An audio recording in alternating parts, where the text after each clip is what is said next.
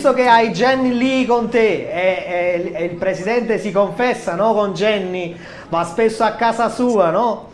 Volevo capire se gli ha chiesto qualcosa su qualche nuovo acquisto, al di là di Rafa Marin. Se incuriosito gli hai chiesto chi sarà l'erede di Osimhen, magari. Allora, a lui piace Gyökeres e piace Gimenez, Santi Gimenez, che gioca in Olanda, nel Feyenoord. Poi, prima che arrivasse Conte era molto avviata la trattativa per Sudakov e anche per Thuram, però pare che con l'arrivo di Conte si sia cambiato qualcosa. Quindi Anche queste Fofana, sono le indicazioni che ti ha dato il presidente. Anche Fofana del Monaco.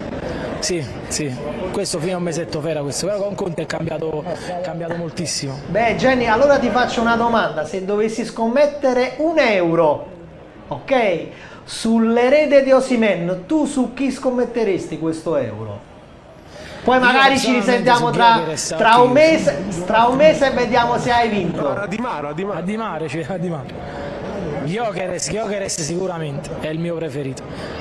Però ovviamente tra il dire e il fare c'è di mezzo 100 milioni pare e passa. C'è una bella clausola, però il preferito è Gyökeres.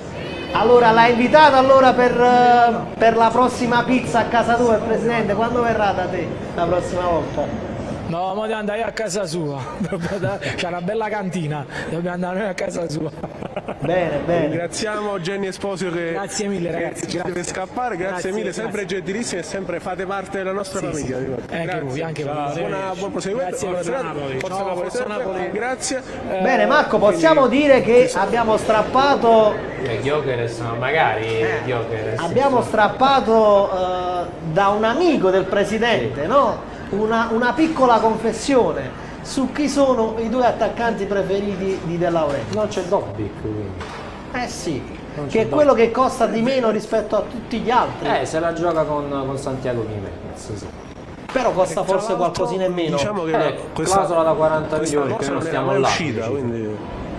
Non ho capito Marco, perdono. Questa preferenza per Gyökeres non era mai venuta fuori, quindi una bella esclusiva abbiamo strappato.